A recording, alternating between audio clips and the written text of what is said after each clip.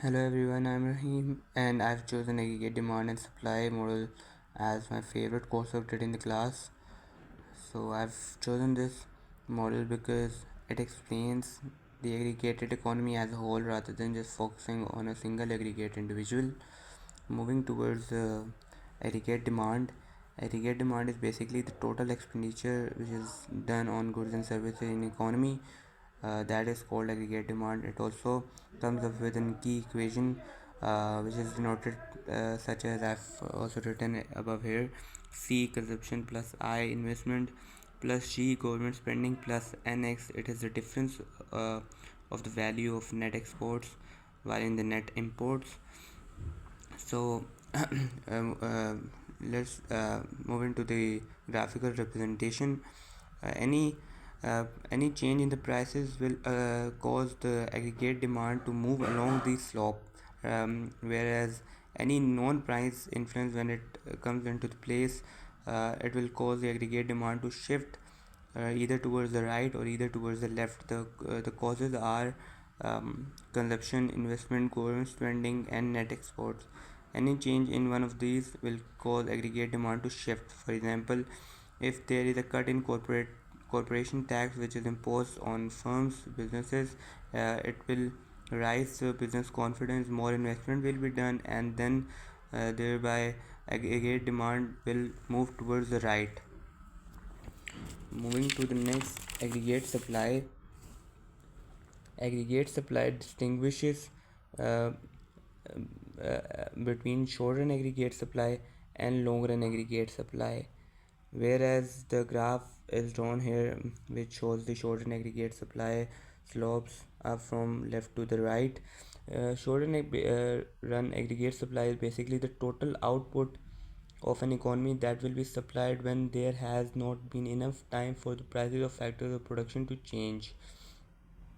So these are some of the factors of um, of the short and aggregate supply which will cause it to shift.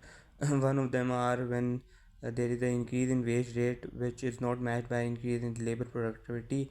So due to which less will be supplied, less will be produced, due to which SRAS curve will shift towards the left.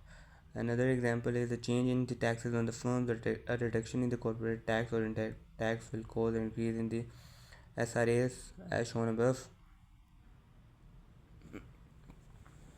The next up is the LRAS curve, which is a vertical slope.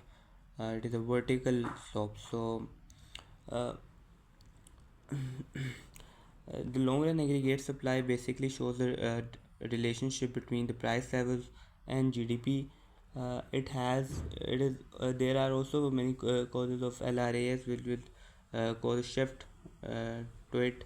The causes are such as uh, when uh, when there is increase in the retirement age, the size of labor force will increase and LRS will shift towards the right, or if more women entering the labor force, the proportion of women who work varies from country to country. But if um, the the if the employment rises in women population, the LRS will shift towards the right.